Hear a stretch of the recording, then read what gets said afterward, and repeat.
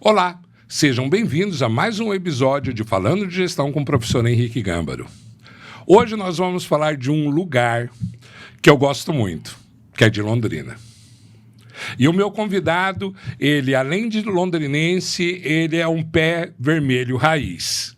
Quem eu tenho aqui comigo é o Dr. José Luiz Pascoal Filho. Doutor, seja muito bem-vindo. Muito obrigado, professor Henrique. É um prazer enorme vir aqui, poder participar aí desse bate-papo, né? E falar sobre a nossa cidade, né? Perfeito. Que é onde eu nasci, onde eu cresci, onde eu vivi e onde eu vou perecer. Que demora essa última fase do perecer. E Zé, eu te trouxe aqui, José, porque você é um dos caras mais pé vermelhos e londrinenses que eu conheço. Isso eu não tenho dúvida em relação a isso. E é muito legal também, Zé, é que você nasceu em 1960. E Londrina está com 90 e pouquinhos anos. Eu não lembro precisamente, mas então, quando você nasceu, Londrina estava com 30 anos. E você viu muita transformação nessa cidade e viveu toda essa transformação, né? Muito obrigado por assim me qualificar, né?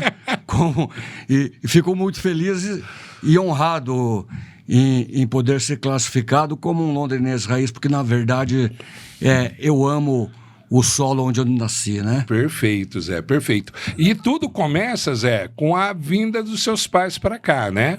Eu acho que Londrina, Zé, ela tem uma característica muito, muito legal, que por ser uma cidade nova, né, com 90 e poucos anos, não tem o tataravô que era daqui, né? Não tem o bisavô. Hoje já tem uma galera que já tem bisavós que são de Londrina, mas não havia isso. Então todo mundo veio de fora para Londrina, e é uma característica de Londrina, não é, Zé? Perfeito. Londrina é uma cidade cosmopolita, né? Por aqui chegaram várias etnias, italianos, alemães, japoneses, poloneses, e entre eles os espanhóis, né? Opa! Que é aí onde eu entro. Meu pai, imigrante espanhol, sim, trocou Madrid por Londrina, hein? Olha lá. Olha que troca, né? E o teu pai tem uma história bacana, não tem? Sim. Meu pai enfrentou a Guerra Civil Espanhola, né? Na fase adolescente, e depois, na sequência, já veio a Segunda Guerra Mundial, que o levou a se alistar no Exército Espanhol, serviu o Exército Espanhol no deserto do Marrocos, já como médico, né? Perfeito. Seu pai tem formação médica. Isso, ele se graduou na Universidade de Madrid e entrou para o Exército. Após a Segunda Guerra Mundial, a Espanha, a Europa toda, né? Sim. Passava por uma fase econômica muito difícil, e ele resolveu se aventurar por novos horizontes, né? Oh. E aqui chegou por obra do destino. Certo. Lançou aqui as suas sementes, e aqui estou. E ele veio direto para Londrina, Zé? Não, ele passou por São Paulo, né? Certo. E por ter graduação universitária, não teve muito problema em colocação. Certo. O próprio cônsul espanhol o convidou para vir para Londrina, porque, segundo o cônsul, existia uma carência muito grande de médicos, né? E certo. Assim foi, né? Que ano que era isso? Isso foi em 1953. Nossa! Né? 1953. Sim. Muito bacana, Zé. Sim. E aí eu tenho uma foto aqui, Jonathan, você consegue colocar a foto para nós? Opa! Que é a foto de onde o Zé surgiu, né, Zé? Aqui... Nossa, onde você arrumou isso? Opa, a gente tem informantes. Que bacana, que bacana. Seu pai e sua mãe. Isso, no casamento deles, né? Casamento deles. A minha mãe era filha de militar da Força Aérea Brasileira, né? Essa fotografia, inclusive, ela é na casa dos meus avós, lá na base aérea, em Florianópolis, no dia do casamento deles. E meu avô militar, medalha de bravura militar da aeronáutica, né? Honrado por combate também na Segunda Guerra Mundial. Sim. E aqui eles se encontraram e aqui eles se casaram e formaram a nossa família, né? O seu pai conheceu sua mãe aqui em Londrina? Aqui em Londrina, porque um irmão da minha mãe passou por aqui como gerente do Banco Nacional de Minas Gerais. Banco Nacional de Minas Gerais. Exatamente. E foi onde ele fez a carreira, e na passagem dele por aqui, meu pai o conheceu no banco.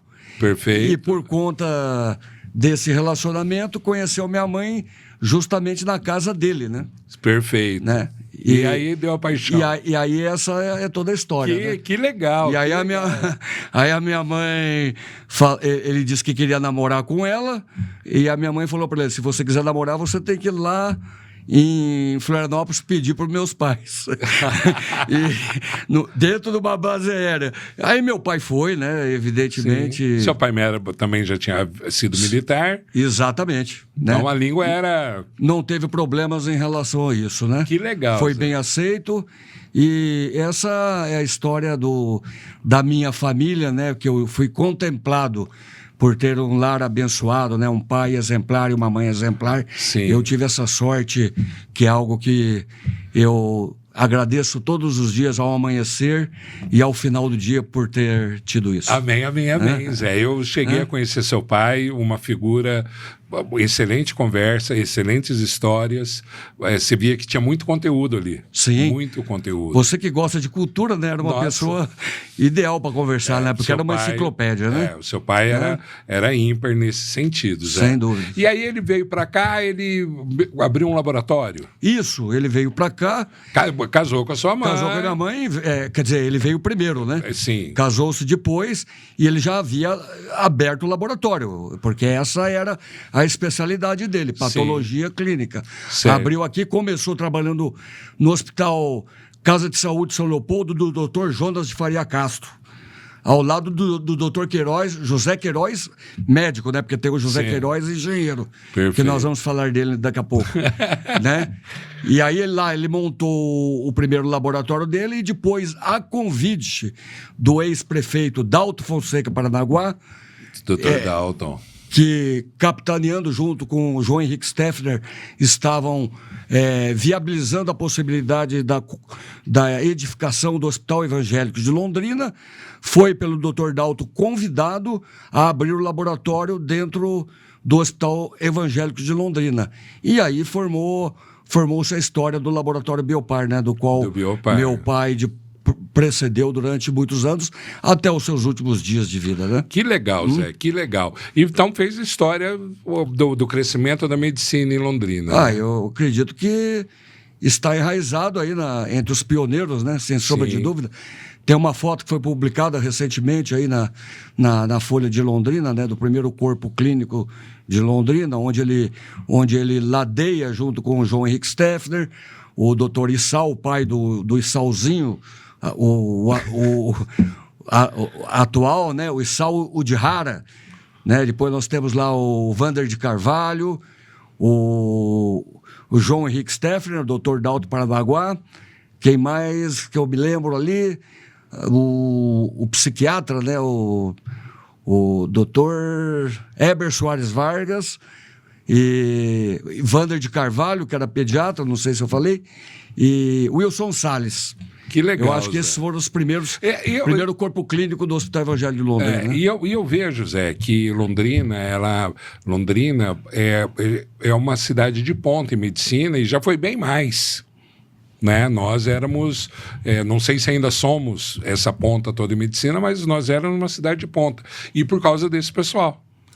Não tenha dúvida. A Universidade Estadual de Londrina, né, que foi criada, se não me engano, em 1962. Me parece que está fazendo 55 anos. Isso, então foi 65, né? Né? E foi uma grande alavanca, né? Porque o doutor Ascenso, que foi o primeiro reitor, trouxe uma qualidade de professores aqui escolhida a dedo, né? Entre os quais o nosso sogro, né? Exatamente, entre os quais o Dr. Zé Mário. José Mário Marcondes do Reis, que foi professor de tantos e tantos. E é muito legal, né? A gente encontra os médicos mais antigos, eles lembram com muito carinho do Dr. José Mário. Sem dúvida, Né? sem dúvida. Eles lembram com muita afeição. Era uma qualidade de medicina diferente, né? Do que você vê hoje, né? Hoje nós temos toda essa tecnologia aí de imagem. Evidentemente que isso não é ruim, mas que facilita, positivo, que facilita, consequentemente, o diagnóstico do médico. Naquela época, eu lembro do Dr. João Henrique usando aquele copinho, né?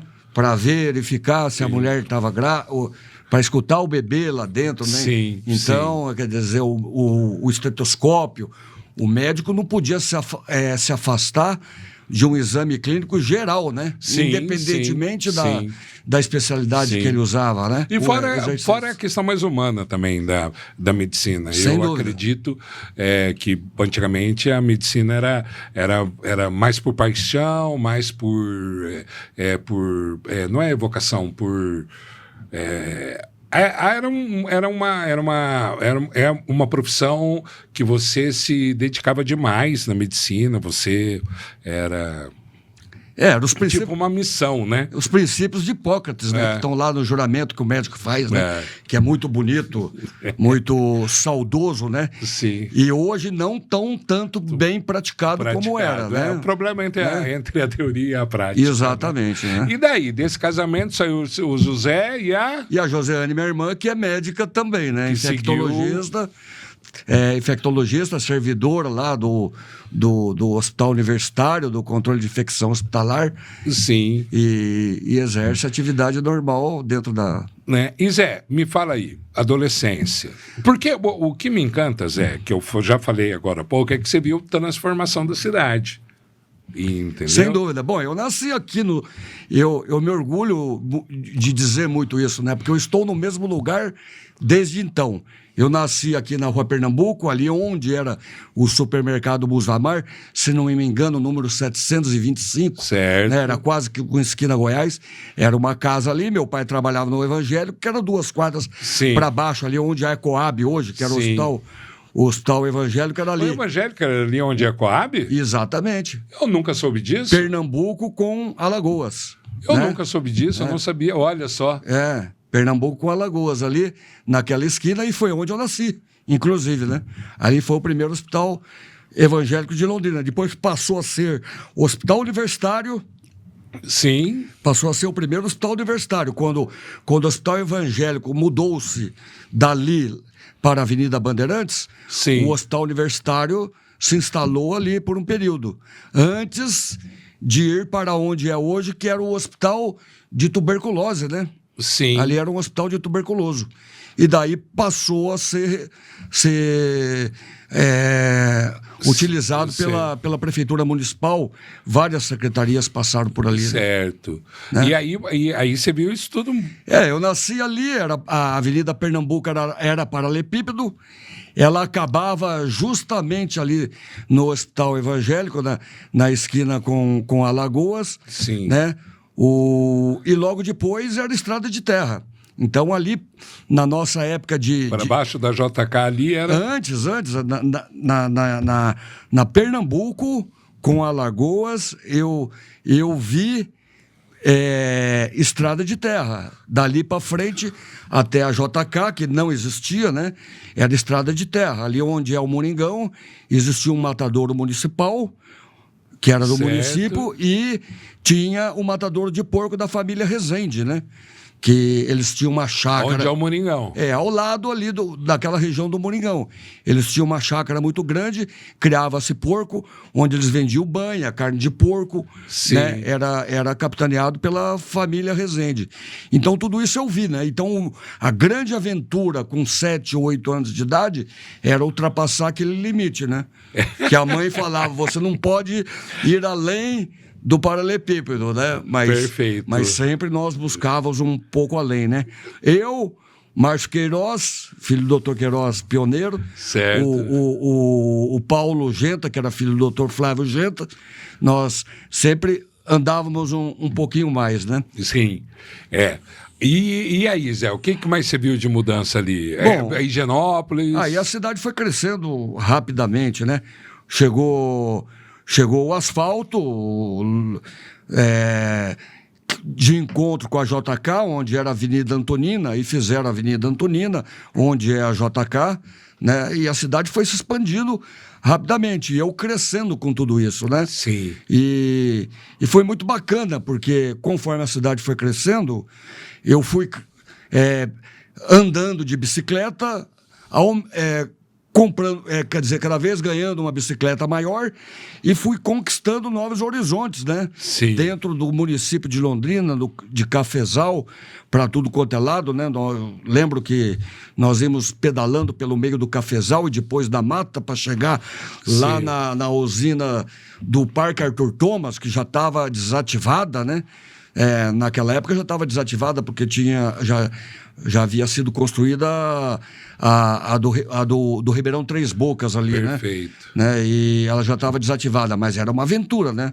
Porque era um mato fechado e ainda existia muitos animais silvestres, né? Sim, sim. Não vou falar em onça, né? Porque eu acho que elas já tinham se afastado, mas sempre existia Cobra, aquele receio. Não, sim, não tenha dúvida, né? Aí o crescimento foi constante diante disso tudo. Eu lembro do Jardim Quebec, quando ele foi loteado, né? Fizeram o asfalto e era uma pista de carrinho de rolemã. Esse dono ali da... Inigualável, né? Porque nós saímos lá da Maringá, lá no topo da Maringá, e vinha serpenteando ali pelo Jardim Quebec, na Rua Nevada ali, e assim por diante. E dá uma senhora de uma trilha, hein? E ia pegando velocidade, né? Ia pegando velocidade até chegar lá no Vale do Hipolon, né? Sim. No Hipolon, né? Onde hoje é Unifil, né? Onde hoje é Unifil. Ali no Vale Água Fresca, né? Que era outro lugar também que nós explorávamos com grande frequência, né? A maioria dos meninos, dos garotos, eram filhos de fazendeiros. Não era o meu caso, né? E ali também tinha o escoteiro, não era? E isso, tinha o grupo escoteiro Água Fresca, e eu pertencia ao grupo escoteiro Filadélfia, que não era ali, era no Colossínio. Perfeito. Né? Que foi o primeiro grupo escoteiro, né? Que depois se tornou o grupo escoteiro Caio Vioto, né? Em homenagem ao Caio Vioto, que era um escoteiro da família Vioto, que faleceu num acidente trágico. E ali eu convivi com o Dilson Catarino, professor de português. Sim, né? teve aqui esses dias. Ronaldo e Rolando Piazzalunga, empresário que faleceu, Ronaldo Piazzalunga, que é juiz do trabalho aqui em Londrina, né? E tantos outros, né? Que por ali passaram, né? Sim. E me fala uma coisa, aí você falou das bikes, né? Que as bicicletas iam aumentando e a distância do passeio também ia aumentando. E eu lembro, Zé, da época de moto, a época dos enduros em Londrina. Você tinha o quê, 18? Sem dúvida, sem dúvida. O enduro foi uma fase muito bacana, né? E muito festiva. Movimentava. Sim. Movimentava. Sim. Sem dúvida. Como é que chama? Movimentava a cidade. Sem dúvida.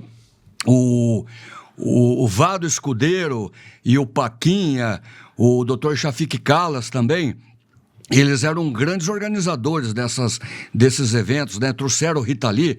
O Vado foi uma figura ímpar de Londrina, né? Porque ele não tinha dinheiro, mas ele tinha muita coragem e disposição. Ele bateu lá na porta da Rita Lee, trouxe a Rita Lee para Londrina. Que legal, num show no Castelo Eldorado. E ao mesmo tempo Castelo Eldorado. E ao mesmo tempo ele emendou um campeonato brasileiro de motocross. Sim, né? tinha a pista lá no que era a época da Hollywood, né? Sim. Beto Bocher, Nivanor Bernardes, Moranguinho.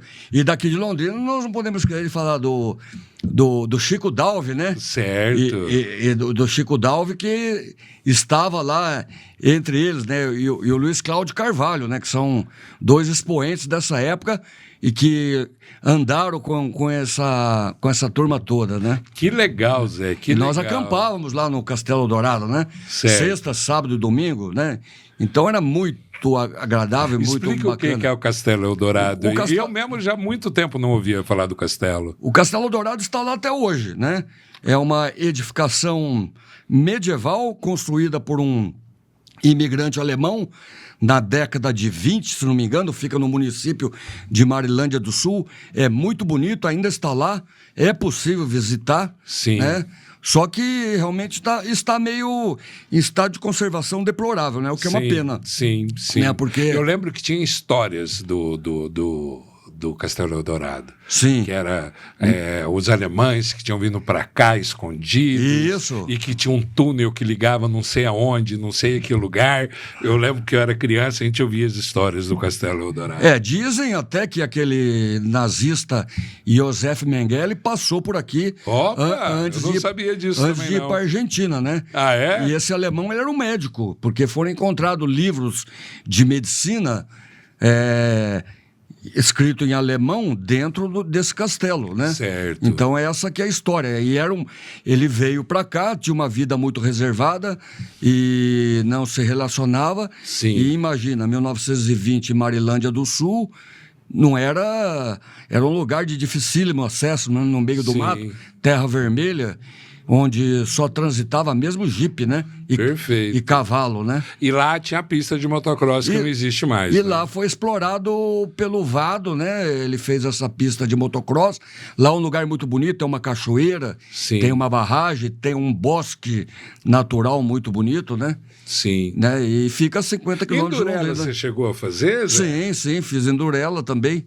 Né, para quem não sabe, o Endurela era o enduro que você levava a namorada junto, né? Era uma loucura aquilo. Ele era mais light, né? Justamente por conta disso, né? Porque as meninas não queriam andar de moto, né? Aí existia o da sobrevivência, certo. Que esse era paulada, né? Certo, enduro da sobrevivência. Que você largava num dia, atravessava a noite inteira, tinha que dormir, acampar, né, para chegar no dia seguinte, né? Eu lembro de você, lembro do Walter, do Bussadori. Esse foi campeão várias vezes, né? O Evaldo Parra. O Evaldo Parra. O Marcelo Quelho. Marcos Albuquerque, né? Só gente boa, cara. Sim. Só gente boa. Marcelo Teixeira, João Livotti, eram nomes aí de personagens londrinenses muito queridos, né? E movimentava a cidade. Eu lembro da Higienópolis, fechada por causa de enduro. Eles, na época, eles se relacionavam de uma forma. O Chafique era um empresário do segmento de vestuário, né? Sim. Aí ele trazia grandes modelos para fazer desfile e encaixava uma coisa com a outra, né? Sim. Ou seja, tudo era da iniciativa privada, né? Certo. A iniciativa privada que se movimentava, evidentemente, com o objetivo de ter lucro. É lógico. Nada de errado nisso, né? Mas trazia realmente um potencial turístico para Londrina muito grande. E você tinha, e eu lembro, Zé, que a prefeitura soltava isso, deixava isso acontecer, né? Sim, tinha que ter autorização. Além de tudo, tinha que ter autorização, né? Mas as coisas eram mais fáceis. Sim. Normalmente a largada promocional era no alto da Higienópolis, ali com a Pio 12, né? Onde se fazia um portfólio. Você subia, marcava. E todo mundo gritando. Passava, exato. Só que a largada, na verdade, era no dia seguinte, 6 horas da manhã, em algum lugar, né? Que legal. Eu lembro, Zé, eu lembro do Enduro do Cinquentão. Do Cinquentenário. Do Cinquentenário. Isso. Que a saída foi lá no Lago Igapó. Sim, quando Londrina completou 50 anos. Eu lembro a noite. Nossa, nós já estamos indo para 100 anos, hein? Você vê, já tem 42 anos disso. Então, eu tinha 10 anos. Sim. Eu tinha 10 anos. E a cidade cresceu muito, né?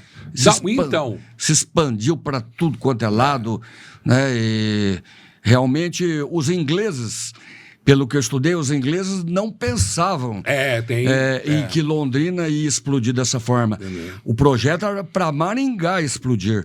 Você pode ver pelo próprio projeto de Maringá, ele é um projeto mais moderno, mais expansivo, as avenidas são mais largas, né? A história que eu vi que era Cianorte, cara. Até porque levava o nome da companhia. Lembra da Companhia de Terras Norte do Paraná? Sim. Então, e você vai lá para Cianorte, é uns avenidão. Acredito que sim. Tem, né? que é umas avenidas, tipo, pro porte da cidade, são avenidas consideráveis. Muito diferente daqui de Londrina, que é o centro, você vai ali, é tudo... não cabe 3 carros ali nas ruas ali do centro. Sem dúvida, e eles se surpreenderam, né? Porque acho que por conta do pós-guerra, da Segunda Guerra Mundial, com a migração da etnia japonesa, que veio realmente para trabalhar, os italianos que vieram para o estado de São Paulo, até antes da Segunda Guerra Mundial, né? Os italianos vieram antes da Segunda Guerra Mundial para o estado de São Paulo para trabalhar nas lavouras de café.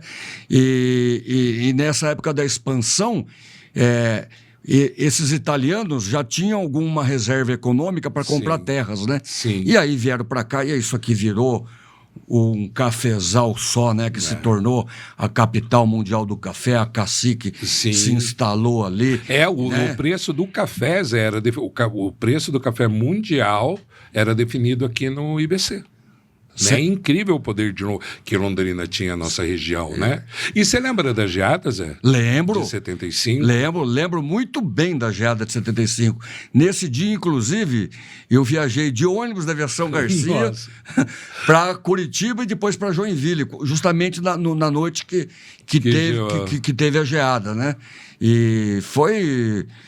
uma tristeza muito grande. Você lembra do sentimento da cidade? Lembro, porque todos por exemplo, a família Parra, né, do Evaldo Parra, que nós tínhamos uma relação maior, eles perderam tudo, né?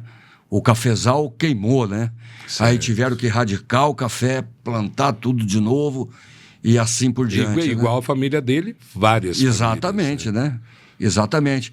Mas como eram pessoas forjadas na dificuldade, forjadas no trabalho, na luta, na perseverança, rapidamente saíram daquela situação, né? Sim. Rapidamente, evidentemente que passaram por crise. Exatamente, né? Mas depois... É porque depois houve uma mudança radical em Londrina. Eu era muito criança, eu nem sabia o que estava acontecendo. Eu devia ter uns 3 anos, 4 anos. 3 anos quando a geada aconteceu. Uhum. Então, eu não lembro de nada dessa fase. Mas o impacto que houve... Pelo que eu aprendi, pelo que me disseram, o impacto foi tremendo, tanto na política, quanto na questão comercial, na questão da base, né, do dinheiro de Londrina, mudou tudo. Mesmo porque quem não tivesse ligação com a zona rural sofreu impacto, porque o dinheiro que circulava era proveniente totalmente do agronegócio, certo, né? Do agronegócio, principalmente do café. Sim. E aí Londrina teve que se inventar, né? Teve que se inventar. Você teve uma expansão na área de serviços. Enorme. Também, né? Teve um crescimento fora da área rural, né? Sim. Da área rural. Ela começou a ter desenvolvimento para a área industrial. Certo, que comercial, muito que eu acho que nós perdemos um pouco o potencial industrial para algumas cidades da vizinhança, né? Sim, não é querer criticar ninguém, não, tal, mas é só você fazer análise, né? Me parece, de Londrina, Ibiporã e assim por diante. Eu tive contato com uma tese de doutorado até de uma, se eu não me engano, uma aluna... eu não lembro da universidade dela, mas era uma tese de doutorado que falava sobre essa mudança de Londrina, a mudança social e comercial que houve em Londrina após 75. E que tinha sido uma decisão, se juntou a liderança da cidade se juntou. A CIL, né? E outras, né? Que sempre foi muito forte, né? E aí houve uma decisão de que Londrina seria uma cidade de prestadora de serviço, não teria interesse em indústria, prestadora de serviço, um polo de formação e um polo tecnológico. Perfeito. O polo tecnológico, quem me parece, quem pegou esse bastão foi o Sercontel, nesse desenvolvimento, tudo que a gente tem uma época que o Sercontel... Oscar de Novaes, né? Que o Sercontel... Oscar de Novaes foi um grande governante. Pouca gente sabe, mas parece que Londrina foi uma das primeiras cidades a ter celular no Brasil. Eu acho que segunda ou terceira cidade. Sim. Isso não tenho certeza, vale uma pesquisa. Sim, foi sim. Né? Foi sim. Me recordo que sim. E aí, essa parte, aí a parte de formação dada pela UEL, Não tenha dúvida, né? né? E aí, hoje... Formação de agrônomos, veterinários, exatamente. engenheiros civis e assim por diante. E né? a tecnologia pela também, lógico, pela UEL, pela Embrapa, pelo IAPAR, que é o único órgão do Estado que tem sede em Londrina, se eu não estou enganado. E isso tudo fez Londrina virar ir para outro caminho, né? Que nós estamos hoje aqui sendo fruto disso. E se nós pegarmos, Londrina virou mesmo, né? Polo de formação, você vê quantas universidades tem em Londrina, e quantos cursos de formação tem em Londrina. É um polo tecnológico, né? E também um polo de serviço, né? Que aqui o que tem, se você balançar a árvore, só cai prestador de serviço, né? Tem um lado bom e um lado ruim, né, Zé? Sim, não tenha dúvida. O bom é ter uma mescla, o ideal é ter uma mescla de tudo, né? Perfeito. Porque de acordo com a crise, você consegue manejar para um lado e para o outro, né? Porque afinal de contas é a indústria que gera o dinheiro, né? Não tenha dúvida. A transformação está ali na indústria. Tá, aí o Zé pegou, andou de bike, fez enduro, e a hora de estudar, Zé, foi para onde? Eu estudei minha vida inteira no Marista, né? Tive uma boa formação. Como disse aí no começo, né? Sim. Tive a bênção e a possibilidade. E o Marista é onde era o Marista mesmo, onde é hoje. No mesmo local. No mesmo local. Tive a possibilidade de ter uma boa formação, saí do Marista, fiz o Colégio Canadá, fui um ano fazer o cursinho em São Paulo, fui estudar no Ângulo em São Paulo e voltei para Londrina, onde ingressei no curso de Direito na Universidade Estadual de Londrina, né? Na época era Fundação Universidade de Londrina, né? Sim. Você lembra no que ano que foi isso? Isso foi em 82. Era a fundação. E quando eu estava, acho que se não me engano, no terceiro período, que foi entre 83 e 84, o governador Álvaro Dias, que era o governador do estado, estatizou a universidade. Ele colocou ele levou a ideia da gratuidade do ensino. Exatamente. Né? Aí foi uma mudança muito radical para Londrina. Sem dúvida. Para o UEL, principalmente. Sem dúvida. Era pago, né? Mas o que eu achava muito justo. Sim. Agora, eu tinha condição de pagar, e quem não tinha condição de pagar, naquela época, tinha a possibilidade de pedir uma bolsa de estudos. Sim. Né? E eu achava justo o pagamento, né? Eu vejo muitos colegas hoje que... E detalhe, né? O pagamento da fundação, se eu não estou enganado, não era uma mensalidade, era tipo um... Era menos que um colégio particular, não era caro. Não né? era caro. Um colégio particular eu lembro, era meu irmão mais caro. fazia medicina na época. Lá. Né? E a fundação, ele pegou essa mudança também. Sim, né? Aí eu lembro que eu cheguei em casa, entreguei o carnê pro meu pai, falei, não precisa mais pagar o carnê. Ele até se surpreendeu, né? Sim. Né? Eu não sei, não vou avaliar se isso foi bom ou não, mas fica aí para os especialistas. Mas foi muito bom. Né? A ideia da universalização do ensino, Zé, ela é muito bem-vinda. Sim. Né? O problema é a gestão do... Aí é outro mundo, é outra conversa. Que entra na questão da gestão. É a questão da gestão, a questão da política. Perfeito, compreendo. Né? Porque a UEL, pelo que eu sei, a UEL é um dos maiores, se não a maior folha de pagamento do Estado. Né? Onera, são 25. A reitora da UEL esteve aqui, a reitora e o vice-reitor. Eles têm 25 mil pessoas ali sob a responsabilidade da UEL. Ou seja, é uma cidade, cara. Né? Então... tem até prefeitura, né? Tem até prefeitura. E como é que foi seus anos, Noel? Foram anos tranquilos? Você estava pegando ali o 82? Isso, 82 foi no final do regime militar, né? No final do regime militar. Bom, eu venho de família militar, então nem preciso dizer tudo bem. A minha simpatia com o regime, né? Tá. Né? Porque...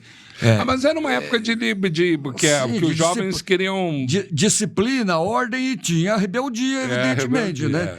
os rebeldes. Para que a disciplina e a ordem se não há rebeldia? Isso, né? Aquela invocação de Che Guevara, né? Que também... Isso passa, mas isso passa. Não precisa entrar no mérito, que cada um que faça a sua avaliação, né? Quem quiser saber quem foi Che Guevara, entra lá no Google e dá uma pesquisada, né? Você pode até gostar, se gostar e simpatizar, ótimo. Mas se você não gostar e simpatizar... Ótimo, melhor ótimo ainda. Também, né? Então, e assim segue o jogo. E aí eu estudei nessa época, dentro da universidade, eu conheci muitas pessoas que hoje já se encontram aposentadas do serviço público, policiais federais, agentes, delegados, juízes, promotores, que viraram...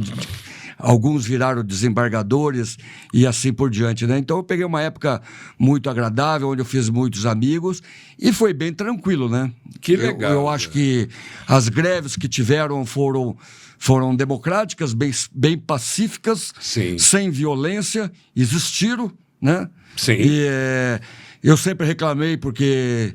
Eu queria acabar o meu curso o quanto antes, né? Perfeito. Pra ir cuidar eu entrei e quero sair, né? Para cuidar da minha vida, porque eu já tinha minhas responsabilidades já de pai, né? Eu já era pai, Sim. já dentro da universidade.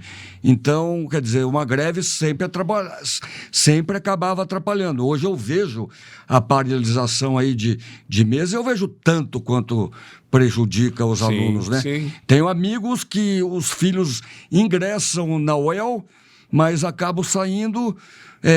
justamente por entender que essas greves prejudicam e isso não acontece nas particulares. Eles acabam saindo da UEL, indo para a PUC. É uma pena, né, cara? Indo para a PUC, né? Os que podem pagar, né? E assim por diante, né? Eu verifico... eu lembro, eu quando fiz o UEL, eu fiz o UEL de 2000 a...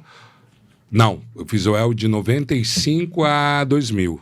O direito que foi de 2000 a 2005. E eu lembro, eu tive a sorte de pegar um período sem greves. Era o professor Jackson Proença Testa, que era o reitor. Uhum. Eu tive a sorte de pegar um período, ou se teve uma semana de greve, alguma coisa assim, mas eu peguei. Mas eu lembro quando eu me formei, entrou uma greve que durou uns 6 meses, 7 meses. E isso é muito prejudicial mesmo, né? Sim. Né?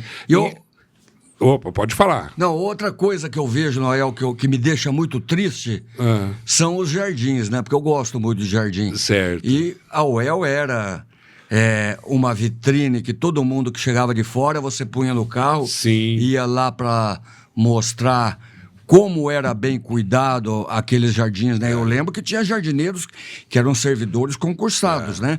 Tinha equipamento, tinha trator, né? Então aquele jardim era penteado constantemente, de manhã, de tarde à noite, Sim. né?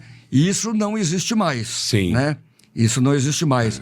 É lamentável. As perobas foram caindo, ninguém se preocupou em evitar que isso acontecesse, né? Sim. Nós temos lá aquela matinha lá embaixo, atrás do César, né? Onde tem os macacos. Onde tem os macacos, né? Que é um lugar bacana para você andar de bicicleta. Andei muito de bicicleta.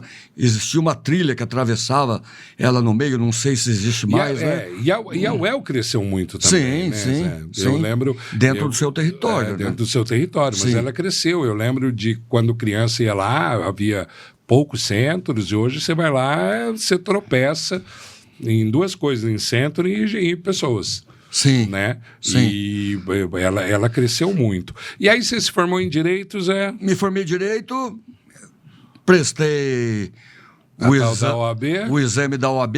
Na época, inclusive, a prova era oral, viu, professor Henrique? Nossa! Né? Você fazia a primeira prova oral, né? Tava lá na banca o Wilson Sokolovski, Nelly Lopes Casale. Doutor Nelly, opa! Davi Schneider, Mauro Viotto, Dalva Vernilo. Eu tive o prazer de ter aula com o Dr. Nelly, cara. Como ele era bom. Ele é um professor... O nato professor, né? Direito Civil, Processo Civil. É história. Né? Ele falou de direito no Paraná, é Dr. Nelly na cabeça. Exatamente. Então você passava naquela banca... E eu não queria fazer uma prova oral com o Dr. Nelly, cara. Era aprovado, tirava o sorteio e ia para a prova escrita no dia seguinte. que era para você fazer uma peça, né? O sorteio, o que era? A peça? Você sorteava uma peça, né? Uma de direito civil, outra de direito do trabalho e outra de direito penal. Certo. Aí caía lá um habeas corpus de direito penal, uma ação de reintegração de posse, uma Sim. reclamatória trabalhista. Aí você fazia a peça à mão, né? Escrevia à mão, Certo. entregava e saía o resultado, né? Aí eu me encaminhei para a advocacia desde o começo, né? Acho que não tive vocação muito para concurso. Certo. E concurso você tem que ter vocação mesmo. Tem que ter vocação e tem que ter tempo para estudar. Eu já era pai, eu precisava já ganhar o meu e trabalhar. Então, e as coisas foram acontecendo, as oportunidades foram surgindo, né? Trabalhei com o doutor Osmi Muniz 4 anos no escritório dele como estagiário, então eu saí já bem preparado, né? Vamos dizer assim. E a vida foi seguindo para a advocacia, as oportunidades foram surgindo, as ações foram entrando e virei advogado, né? Acabei concluindo pós-graduação em Direito Civil e Processo Civil. Perfeito. Também na UEL, na nossa Universidade Estadual de Londrina. E também fiz pós-graduação em Direito Constitucional na Unip, Universidade lá de Jacarezinho, certo. né? Universidade Norte Pioneiro, né? Perfeito. Que era de Jacarezinho, porém as aulas eram ministradas aqui em Londrina. E também me especializei em ciência política, sou graduado pela DESG, né? Perfeito. Que é ligada à Unifil, né? Perfeito, perfeito. E essa sua formação, aí você virou advogado civil... E trabalhista, né? E trabalhista. Porque está ligado com a área empresarial, né? Atendemos muitos empresários e aí segui esse ramo aí naturalmente. Que né? legal. E o que te fez fazer a DESG, cara? A DESG, como já acabamos de falar, a relação com o militarismo, né? Certo. Né? Minha família dos dois lados, né? Meu pai tenente do Exército Espanhol, meu avô do lado de cá tenente da Força Aérea Brasileira. Então não pode ficar muito longe, né? Eu sempre tive admiração pelas Forças Armadas, né? Certo. Pela hierarquia, pela disciplina, o cuidado que eles têm com os seus bens, né, patrimoniais, certo. né? Você entra numa oficina do Exército, aquilo é impecável, né? Aquele certo. chão brilha, né? Certo. O mecânico militar está com a mão suja, mas tão logo ele acaba, ele tem que se lavar para se apresentar. Então é um cuidado enorme com o patrimônio, né? Tem que estar tudo engraxado, tem que estar tudo funcionando. A questão, é a questão dos processos e fazer a coisa virar, né? Não pode estragar, né? Mas você foi para ciência política? E aí eu fui para dentro da DESG, porque a DESG exige uma formação superior. Sim. E lá eu me identifiquei muito, né? Porque nós tínhamos aulas com generais, né? Certo. Generais de brigada, generais de exército e tudo ligado, né? Sim. À geopolítica, né? Sim. As informações que o Exército tem para gerir a segurança nacional, né? Certo. Então é muito... Eu acho legal, e o que me chama a atenção, Zé, porque quando a gente vai fazer uma pós em processo civil, tá focado, né? A gente vai fazer uma pós em direito civil, você tá focado. Você vai fazer uma pós em direito do trabalho, constitucional, é tudo focado. Vai fazer uma pós em marketing, você tá focado. Né? Não importa a área. Agora, quando a gente vai para a ciência política, aí a coisa se abre, né? É o que você falou. Você vai para o macro, né? De entender as relações e a questão política hoje está batendo muito, né, na sociedade. Bom, o homem é um animal político, né? Sim. Quem já disse isso, Aristóteles. Aristóteles, eu acho. Acho que foi Aristóteles, né? Todo homem é um ser político e social. Exatamente. Social porque ele descobriu que viver em sociedade torna as tarefas mais fáceis. O que eu falei? É social e político. Exato. E político porque, para viver em sociedade, você tem que fazer política, você tem que fazer trocas, né? Abrir mão, pegar dali. e se organizar, né? E se organizar. Para cuidar dos seus cidadãos e assim por diante, né? Nós vivemos num regime democrático e eu acredito, entendo que é o melhor regime, né? Sim. Sem sombra de dúvidas, né? Sim. Onde os direitos e as garantias individuais são consagrados lá no artigo 5º da Constituição. Estão muito claros, né? Exatamente, são muito claros. Precisam apenas serem respeitados, né? Que muitas vezes muitos gestores aí vilipendiam, interpretam da forma deles, a Constituição, né? E passam por cima e se tornam até autoritários, né? Vilipendiam Isso. no vocabulário, mas... né? Exatamente, né? E passam por cima e acabam tornando pequeno, né? Exatamente. Tornando né? aquilo pequeno, né? Agora, quem que exerce o papel constitucional de exercer a obrigação de fazer cumprir a Constituição? É o Supremo Tribunal Federal, é o guardião da Constituição, né? E é muito claro o que nós vemos hoje, que muitas vezes isso não está acontecendo, né? Está muito complicado, né, Zé? Está muito complicado. Né?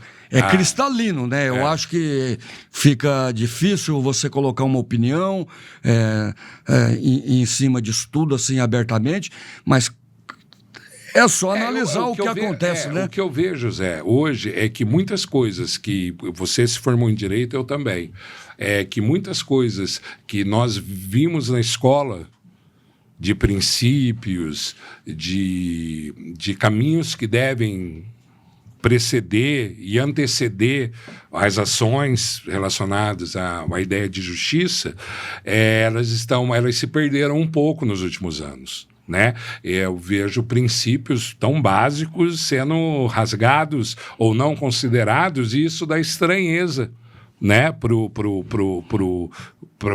um caminho que deveria ser tão dinâmico, mutável, né? Mas dentro de certos princípios, né? Onde dentro desses princípios você tem um espaço para ir mais para a direita ou mais para a esquerda, não necessariamente direita e esquerda, só questão de espaço, ou para cima e para baixo.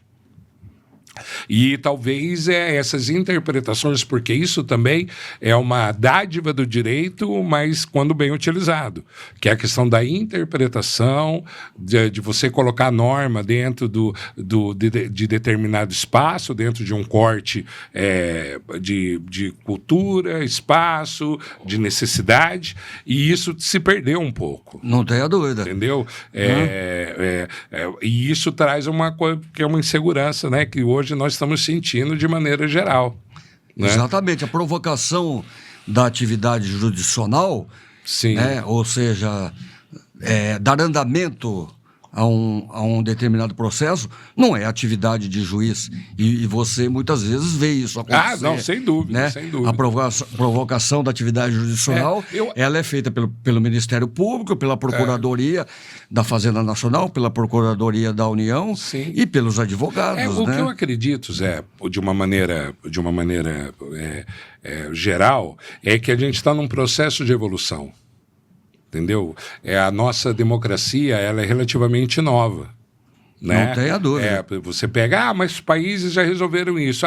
Só o país tem 1.500 anos de cultura. Aí fica difícil, né? Porque a cultura de um povo é o que faz, é o que dá a base para tudo isso, né?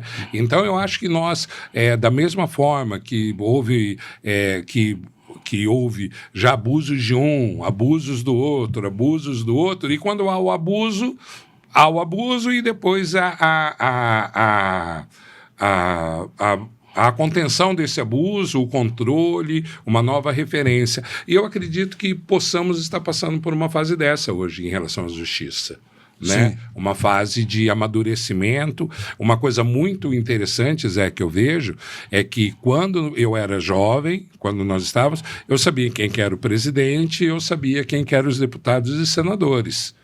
Mas se perguntassem para mim quem que eram os juízes do Supremo, eu não sabia. Era pergunta, inclusive, de faculdade no curso de Exatamente, Direito. entendeu? Quem é o ministro, quem são os 11 ministros do Supremo, né? Entendeu? Por quê? Porque era muito distante. Você sabia de um ou outro que era mais famoso, que era mais político, tudo, ou que tinha uma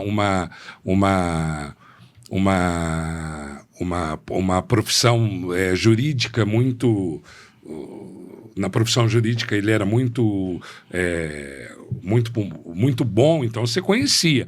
Mas hoje, por um outro lado, todo mundo sabe o que é o Supremo, todo mundo sabe os mecanismos, como eles funcionam, que antigamente a gente não via isso. Então eu acredito que nós estamos passando por uma etapa de uma evolução, né? Eu acho que o Brasil é um país muito novo e nós estamos passando por uma evolução que cometem erros, entendeu? Mas sem erro a gente não consegue ir para o acerto. E eu acredito que nós estamos passando isso. Só espero que seja rápido. Não tenha dúvida. Entendeu?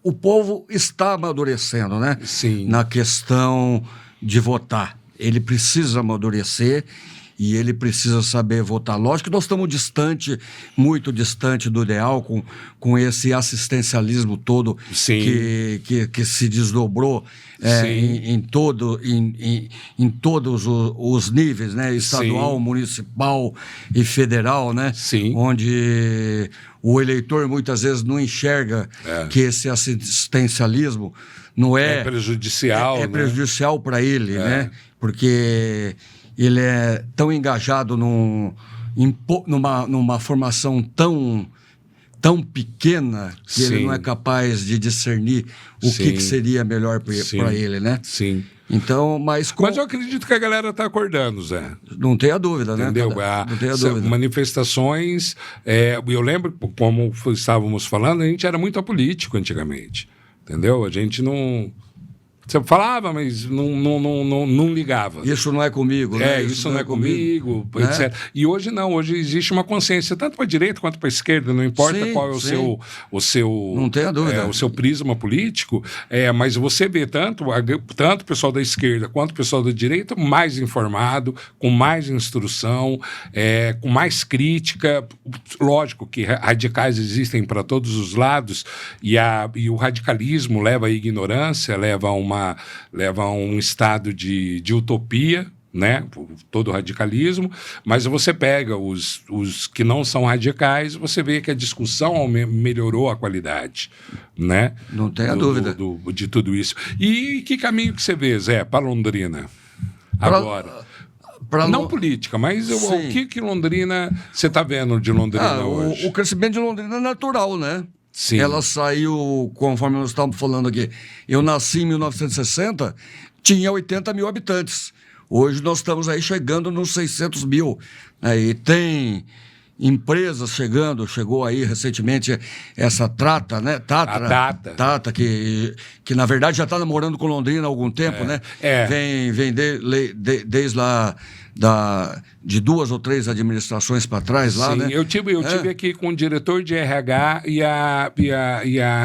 a responsável pelas políticas sustentáveis de relacionamento da Tata. Sensacional a ideia, cara. Sim. Eles vão abrir agora, se eu não estou enganado, 2.500 empregos em Londrina. Que maravilha, né? Agora para o próximo... Isso é muito importante. Agora, não é esses dias, mas para o próximo 1 ou 2 anos, 2.500 vagas de emprego. Isso é resultado da iniciativa privada, né? Evidentemente que todos os políticos querem morder um pouquinho de que fui eu que fiz isso, fui eu que fiz aquilo. Sim. Mas, na verdade, quem toma a decisão são os gestores, né? Que escolhem a cidade pelo contexto do que ela é, pela posição geográfica que ela está. E Londrina é legal, né, cara? Sem dúvida. Agora, nós precisamos melhorar a questão de logística, né? Certo. De estrada, né? Sim. Né? Porque nossas estradas são medíocres, né? Certo. Vamos falar a verdade, né? Aqui a duplicação da 445, que agora que nós estamos conseguindo, né? Sim. Quantos anos, né, cara? Quantos anos?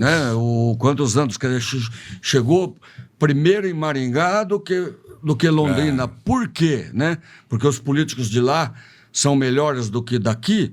Evidentemente que foi tudo interesse político. É lógico. Né? Porque eles que têm a caneta na mão e eles que mandam, né? Eles que mandam a verba, né? né? Agora, mesmo com a duplicação daqui, né, ainda fica faltando duplicar até a capital do estado, né? Perfeito. Né? Nós somos a segunda cidade do estado. E faz tempo, né? E faz tempo, com Maringá, que está aqui do lado também, que briga conosco. Tão né? boa quanto Londrina. Tão boa quanto Londrina. Tão boa quanto Londrina. Também não tenho bairrismo nenhum em relação a isso. Lógico que eu gosto muito mais daqui, porque eu sou daqui. É lógico. Né? Mas tenho orgulho de Maringá também. Show porque de bola. Está no Paraná, é uma cidade pulsante. Né? E nós estamos aqui a 380 quilômetros da capital do estado, tanto nós quanto eles. Sim. E não está duplicado até a capital do estado, né? Então isso realmente... Você sabe uma coisa que me implica até hoje, Zé? Quando eu estou saindo de Curitiba, eu sempre falo isso para minha esposa quando a gente está voltando da praia, ou vai para o sul, tem que passar por Curitiba, né? Tem não, passa por Curitiba. Não tem placa de Londrina. Tem estilo assim, norte do Paraná. Aí depois tem a placa de Guarapuava, tem a placa de Foz do Iguaçu e você está norte do Paraná. Não é Londrina. Nunca reparei isso. Repara, quando você sai assim, só se colocaram agora. Porque você conhece tão bem o caminho, você já vem no automático. Mas eu sempre falei, você vai encontrar a placa de Londrina muitos quilômetros para frente. Mas quando você sai ali de Curitiba, está norte do Paraná. Aí está Guarapuava, Foz do Iguaçu, não tem Londrina. Entendeu? Eu falo, olha que sacanagem, é isso? É lamentável, né? É lamentável. Pode ter agora, tá? Eu estou falando de anos aí passados. É lamentável que chega nessa situação, né? Para você alcançar aqui o estado de São Paulo, Ourinhos, né? Sim. Poderia ser melhor, ridícula né, essa estrada.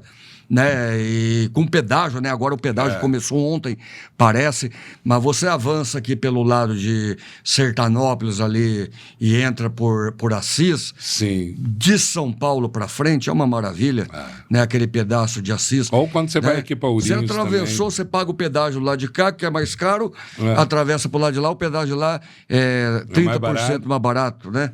Então é lamentável que não tenha sido... Os gestores não olharam para essa questão e fica cada duplicação que se faz, se vangloria que fez, e não estão fazendo mais do que a obrigação deles, né, no atraso da hora, né? Porque eles que escolhem. Né? Essa duplicação da PR-445, cara, nossa, já deveria ter sido feita. Quando fizeram, já deveria ter sido feita dessa forma, porque Londrina já era uma E quantas vidas foram ceifadas nessas estradas muitas. Por conta disso, né? Teve um casal esses dias de vizinhos meus que morreram num acidente. Pois é muito triste isso, né? Bateram num caminhão. É muito triste isso. Mão dupla realmente é muito perigoso. E os acidentes fatais realmente acontecem, né? Perfeito, Zé. Zé, mais alguma história? Eu acredito que... Quer dizer, história deve ter um monte, né? Eu acredito que foi muito agradável, né? Que falar sobre Londrina, eu até hoje moro no centro da cidade, adoro caminhar ali pelo calçadão, pela rua Sergipe, né? A cada cantinho que tem em Londrina, né? O nosso museu histórico sensacional. É fantástico, eu adoro ir por lá. Todo o acervo, grande parte do acervo de peças históricas do meu pai foram doados para o museu. Perfeito. Né? E seu pai, eu lembro, ele tinha coisa muito legal. A parte de laboratório foi microscópio, balança, autoclave, vidraria, biblioteca, né? Livros, foram muitos para lá. Os mais importantes ficaram comigo, evidentemente, para ornar a minha casa, né? Mas todos foram para lá. O novo Museu de Artes ali, né? Onde está a antiga rodoviária, né? Você já foi lá? Não fui ainda. Depois da reforma, não fui ainda, não. Foi agora, reinauguraram agora. Foi recém-inaugurado, né? Londrina precisa disso. O centro de Londrina precisa disso também. A Sergipe, entendeu? Eu lembro, Zé, de eu ir fazer compra de Natal criança. Na Casa Fogante. Não, não, também. Mas eu lembro de eu pequeno, ali na rua Sergipe, a rodoviária funcionando. Aí lá tinha. Lá era o shopping, né? Sim. As melhores casas de roupa, de Isso. relojoaria, era tudo ali na frente da rodoviária. Sem E dúvida. eu lembro o Papai Noel tocando sininho ali. Eu deveria ter o quê? Uns. O 8, chafariz 10 da anos. Praça Rocha Pombo, O chafariz. que foi já reativado e desativado várias vezes, né? Eu não sei se você sabe, mas em 54 caiu um avião lá. Não. Né? Naquela praça, né? Não sabia. Não, 54 não, acho que 44, né? Se você for buscar na história. E teve um incêndio... Histórias de Londrina. Teve um incêndio catastrófico, né? Na Sim. época, né? E é isso, né? Essa é a nossa cidade. Legal. Histórias tem muita e... Eu nasci em Ibiporã, Zé, mas bebê eu vim para Londrina. Porque Muito os meus bem. pais já moravam aqui. Sim. Eu nasci em Ibiporã porque o meu avô morava em Ibiporã. Perfeito. Daí meu pai viajava e minha mãe foi ficar no colo do vô, né? Muito bem. E aí, mas londrinense pé vermelho também, Zé. Eu tenho muito orgulho dessa cidade. Te trouxe aqui porque eu tenho muito orgulho dessa cidade. Muito obrigado. E eu tenho certeza, Zé, que tem muita história aí, entendeu? Se a gente só for... Podia juntar alguém para falar de enduro, da Sim. época boa do enduro. Só trazer o Paquinha aqui. Ia ser demais. Porque eu lembro, eu era criança, eu ficava encantado. Vocês tudo acelerando nas DT Zona, Sim. nas DT 180, as Agrale. O Vado não dá para chamar, né? Lamentavelmente subiu pro andar de cima. Foi mais cedo, né? Agora o Paquinha tá por aí. Opa! Né? Vai ser um prazer. Zé, muito obrigado por sua presença. Eu que agradeço. Nossa, que história bacana, que conversa bacana. Poderíamos ficar mais tempo aqui. E para você, espero que você tenha gostado. Espero que você tenha obtido mais informações aqui um pouco sobre a história de Londrina. O José faz parte... Aí, como é que te encontra, José? Eu? Pela... E-mail adv de advogado Pascoal @gmail.com. Certo. Né? No Instagram ADV Pascoal e no Facebook também. Perfeito. Né? Se quiser falar com ele, tá por aí. Eu agradeço sua atenção. Se você gostou, deixa seu like, faça a inscrição e até mais. Muito obrigado. Tchau. Obrigado, Zé.